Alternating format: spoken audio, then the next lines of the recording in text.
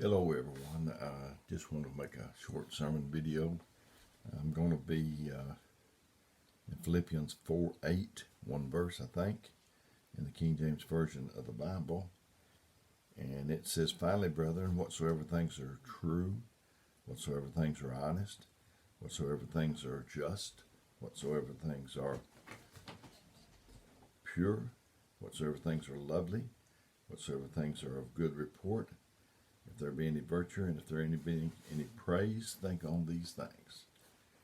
And I have told our church before, just try this for 30 days. And I can't give you a money back guarantee, but I just don't believe you'll ever go back to trying to think negative. Today I want to preach, I'm still in the verses series, and I want to preach to you about playing offense versus playing defense. And I had a thought for you to think about, and then maybe you can put in the comment section. Maybe thinking about to anyone who subscribes and leaves their email information in the comments section. I'll try to send you a free sample of J.D. Cantrell ebook. It's an ebook now. It's not paperback. Live First, Die Last, or How to Navigate Life Storms, your choice. And and this is building takes skill, tearing down none. And so today I want to talk to you about offense versus defense. Offense is, I've made up my mind, I'm going to have a good day, no matter what. No matter what the weather, no matter what the circumstances. People say under the circumstances. Well, just get out from under the circumstances. In defense, it's something like, if it doesn't rain today, I may have a shot at having a good day. Offense is, I'm going to speak to them whether they speak to me or not. Defense is, if they speak to me, I may speak to them. I worked for Carnation Company for 20 years.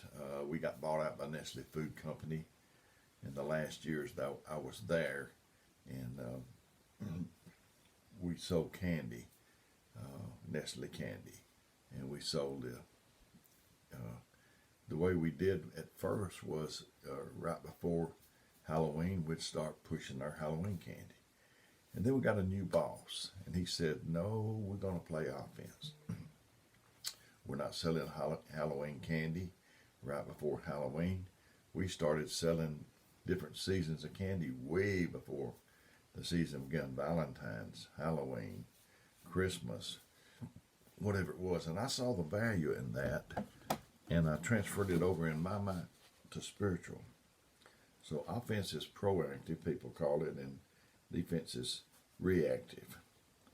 A proactive approach to me is you consider what things may come up, and you already have a plan. And you focus on eliminating the problems before they ever get on the horizon. And a reactive approach is just wait, it happens. And the difference in these two approaches is perspective. Each one provides incessant actions and events. And I think I've told you, I hate to wear things out because I've had different videos and I've told you parts of this, and it's in some cases all of it, I guess. But I grew up, I didn't have much confidence. And not that I am abounding with it now, but you ought to have seen, you ought to see the difference. But I had no confidence, and I thought negative. The way we kind of grew up was, and you've seen these kind of people before, but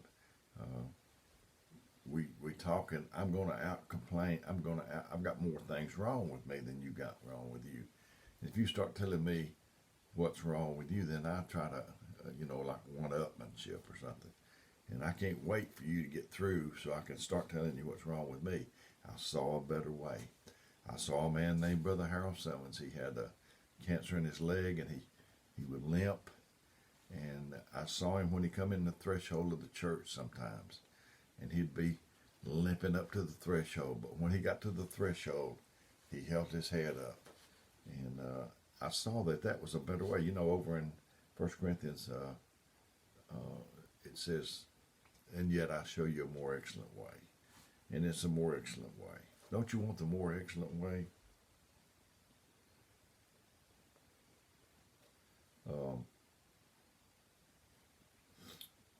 I've observed people, and even myself included, and how they respond to different situations. I've noticed that a lot of us spend our time in defensive mode. I'm not judging, I'm just observing, but I do know that you can have the best defensive players on a team, and you're not going to win unless the offensive players get in the game too. You can box. I've seen them on TV, and there's some very good defensive fighters, and they can block blows, but you can't win if you don't throw a few blows. My little great grandson, he's 2.5 years old, and he was here yesterday. He comes on, or day before yesterday on Tuesday, and he come up to me with his hands like this, and he said something about fight, and so you got to have offense.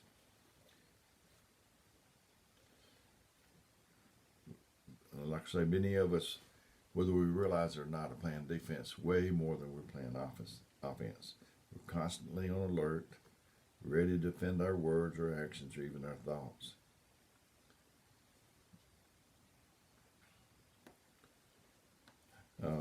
Think about when someone's talking to you, and ask yourself, are you listening to understand? While they're talking, are you just crafting in your mind what response is going to be before they ever finish? You can't wait for them to get finished. If you are, that's a pretty good sign of being defensive. If you're always struggling, if you're always quick to anger, if things never seem to go right for you, maybe it's because you're living in the defense mode. You may believe you're protecting yourself, but you may be protecting yourself when you don't need to. You may be repelling your friends away. Always being on defense could be a habit, and you could benefit by changing. Living defensively puts us in a fear mode.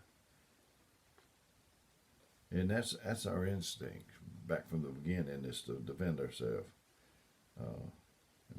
I can't live my life trying to protect myself. You're going to get hurt in this life. Because we don't live in caves anymore, and we don't need to live in fear of being eaten by a wild animal. And we can relax a bit, even learn to laugh a little more. That's a good offense right there. It's learning to laugh.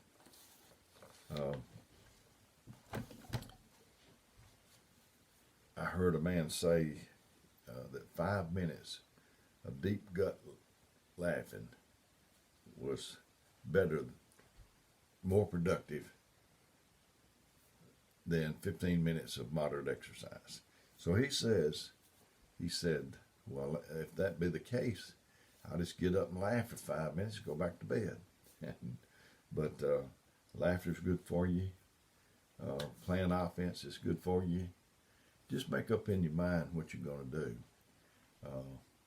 and do it, no matter, regardless of what anybody else does. Make up your mind that you're going to love people, even the unlovable, no matter what they do. I had someone tell me, of course, we've all been hurt, and I've been hurt, and someone said, my wife said, something about not knowing if you can trust anybody anymore. And I said, no, I'm not going to do that. I'm not going to walk up to everybody and distrust. I'm going to trust everybody until they prove to me that I can't. And but I've had a really enjoying these verses series to get them to you. I don't know if you're enjoying receiving, but I'm enjoying them. And like I said at the first, tell me what you think in the comment section about if you subscribe, and leave your email, me sending you a sample of the book, one of the 3 books.